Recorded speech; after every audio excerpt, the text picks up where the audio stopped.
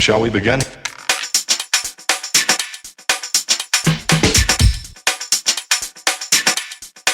Let's begin now.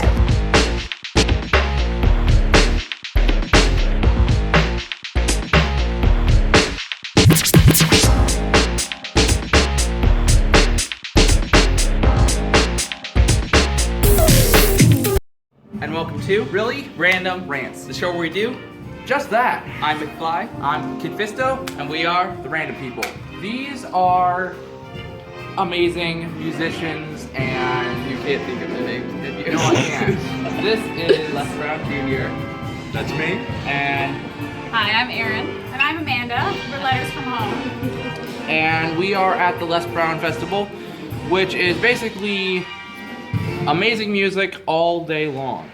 And so we had the opportunity to basically come out here and meet all three of these amazingly epic people. So Dr. Vickman is behind the camera All right. asking the questions. Hello. Okay. Okay. So, first question. Okay. For Les. Yes.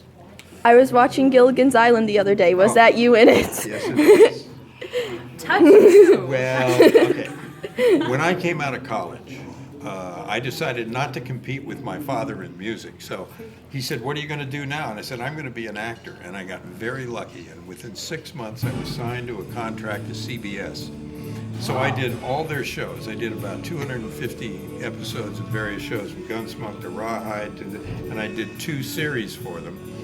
And one day my agent calls and says, "Okay, next week you're doing Gilligan's Island." I said, "Oh no, please." Actors didn't like to do that show. And it was where the Mosquitoes, which was a rock and roll band, came and landed on the island. And the other guys on it were the Wellingtons, which are the guys that sang the theme.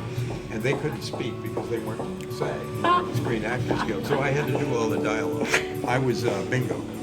Wow, that's amazing. Some good acting. I No, really let- got Gilligan's Island. Yeah, but let me just tell you, after 250 TV shows, the only one that people remember is Gilligan's Island. The one you didn't even want to do. That's right. You never know. Got a great theme song. Yeah.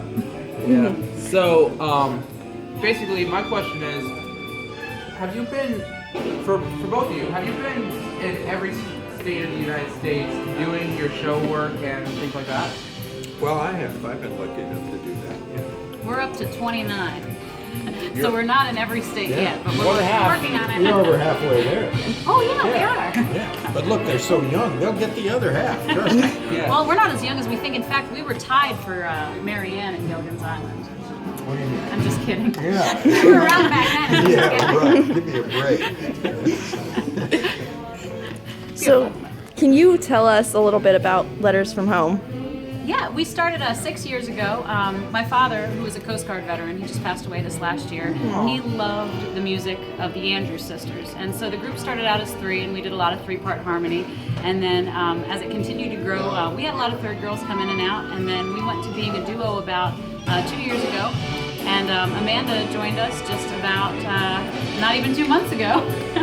And we've been having a blast. We perform all over the country at casinos and theaters, air shows. Sometimes our favorites are even just the small retirement homes and places where there's a lot of seniors and veterans. But it's our mission to, cruises. Yeah, cruise ships are a lot of fun. So we get to do a lot of fun stuff. Yeah. Cool. Okay, Now- so another thing I was wondering is, how do you choose what songs are you going to do? Do you have specific songs that you like to do very often, or do you just pick and choose whichever ones would fit the situation the best? Question for us? All three of you. I mean, I think we have a bunch of songs that we do. We generally have different lists that we perform. Yeah, well, and so most of what we do is a 1940s era. So if it's in the 40s, late 30s, maybe the 50s, it works in. And it really just kind of depends on the venue, your audience, the purpose of the show. We were at an air show last weekend, and so Erin and the previous member, Sarah, worked on a Danger Zone song arrangement that's like a 40s-ized, if you can use that word, version of the song from Top Gun. So Yeah. that's fun. So we do, you know, a little extra. Surprises are always fun. I don't know Yeah. if you heard our happy mashup. Right. Yes, Yeah. we did hear That's that. always fun. Judy That was Garland and the Pharrell Williams happy songs. It's amazing how well you meshed that together. Did you guys do that? We did. Were you the ones who mashed it together, or was it someone else? Yeah, actually, the girl that was right before Amanda, the girl before Amanda, that sounds Sarah funny, Haley, Sarah yeah. Haley. B.A. She Before wrote Amanda. it. B.A. Oh, there you go. That sounds funny. Yeah, but she did that arrangement. So Yeah. yeah. And I'm So- just lucky enough to get to sing it. What's your favorite instrument? I really don't have a favorite. I mean, I like them all if they're played well. You know, I mean, that's the whole thing. And how they're all utilized. Now, even though with the band, I do a lot of this kind of music, and I do some newer music too, and really, because of who I am, the show is not like my dad's. My dad's show was about Les Brown. And for me, it's about Les Brown and that whole era and what it was. And I'm fortunate enough to know a lot of the stories about how those songs were written. I knew the people that wrote them. I have stories about them. So I kind of bring an audience into the era and what it meant. And I use video. You know, I have a lot of clips and things like that. And so the tunes, you know, we have such an extensive library of songs that and I was telling, we were just talking about something about staying in the moment. My job is actually, I'm the catalyst between the audience and the band. So I'll go out and I'll start a few tunes and I'll kind of watch what they respond to. And then I can change any of the songs depending on what the audience likes. And it's as simple as that. So it's not set in stone. I like to be flexible. They work with recorded music, so it's kind of set in stone for you once A you little make more the decision. set, Yeah, yeah. right. So, like for you, you have multiple different variations of the same songs, and so depending, Just like that one right there. Age. and so depending Music, yeah. So depending on which song they respond to the best, which part of the song they respond to the best, you can switch it up mid-song. Is that what Well, you're saying? no. It's not like that. It means that I'll play a song and I hear the response, and I'll say, okay, I kind of get an idea what this audience likes, and then I can go to the guys, and all their songs are numbered, and I just turn around and go 240, bang, and pull up the next song. Okay. You see what I mean? Yeah. And see how they respond to that until I get a feel for it. Gotcha. So,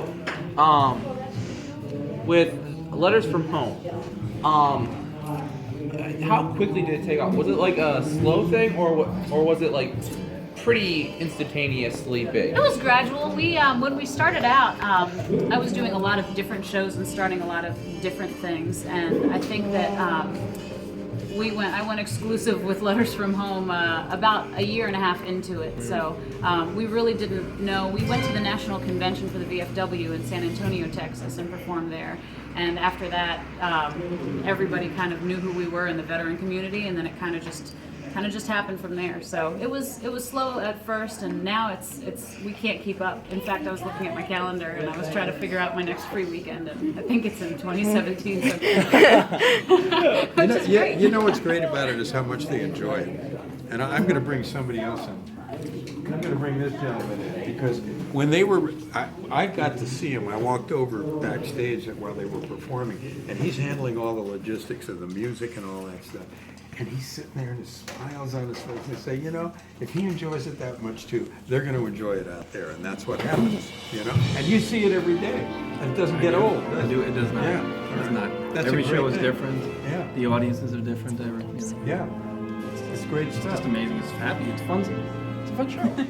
And this is Nelson, by the way. yeah. Nelson, The yes. manager. So, in order to wrap this up, would you have any tips to give people who wanted to get into traveling music, bands and things like that? Let me go to another place with you. Are you a musician?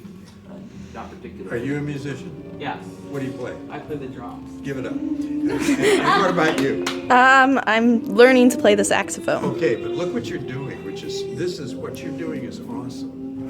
You're proactive about what you're doing with this little phone, which you can do today, and you do this you post this, right?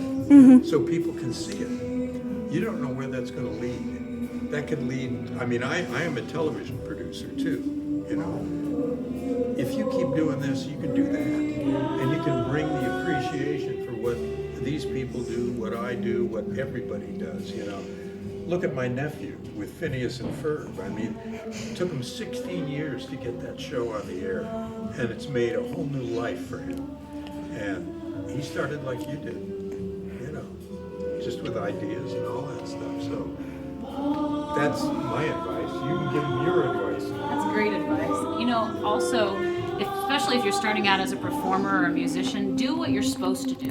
Do the warm-ups and do the scales and take care of your body and stretch, because I know so many performers who are fantastic and now they're not even that old. They're in their 40s and 50s and they can't do it anymore because they're too tired. And it's exhausting being on the road because you're driving, you're performing, you're sleeping, you're performing again. Sometimes you do 2 and 3 shows in a day, and we take really good care of ourselves so we don't feel it, but you've got to do what you're supposed to do. All those things your teachers say, do this, and you're like, I don't need to do that. You really do. You're an athlete.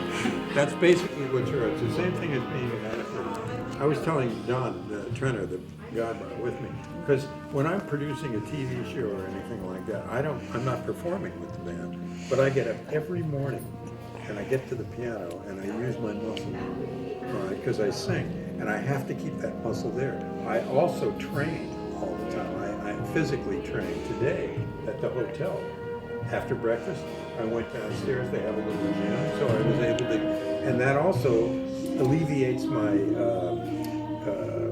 time lag when I'm in a different time zone. You know, diet, all of that stuff. I mean, you got to be conscious of everything like that, and practice. You're right. Yeah, like even today for me and Aaron, we did 2 sets today. They were about 40 minutes long. Our first one was at 1, our next one was at 3, but this was our whole day, was getting ready for that. So like making sure you have a good breakfast, making sure you have a protein snack. I mean, I worked out for literally 15 minutes this morning, but I needed to do that little bit of cardio, do the Tabata, like something to get your heart rate up, get a little bit of sweat going. It's gonna make such a difference like 3 hours later when you're finally performing. So you really do, you put so much of yourself into your whole day, even if maybe you're literally performing for an hour. And then throughout your week, you really have to schedule out a rehearsal time, and so much of your life revolves around something that to an audience member is over very quickly. The other thing, I know you want to wrap it up. Your job starts, like you say, when you get up, you do your get the blood going. But when you come to the venue, it starts when you walk in the door. And you're there to perform in a lot of ways, all the way through the day, and you don't stop it until you get home. That's part of the consciousness of what we do, you know? Okay, so thank you very much. Why don't you all for get together being on the show. so I can get you all in? Yeah. Thank you So, for Thank you for asking us. Okay. Basically, these guys, you can just look them up anywhere and they will show up pretty quickly. But more specifically, lettersfromhomesingers.com and on Facebook. There you go. And so, look those guys up on Facebook. Like, comment, subscribe. YouTube, eBay, Amazon, you name it, man. We're You there. can buy less on Amazon if you have money. Personally. You can get a half hour with less for like 3,000. It's a great deal. Okay, so Hashtag Deb did it first. and have a really, really, random day. Bye.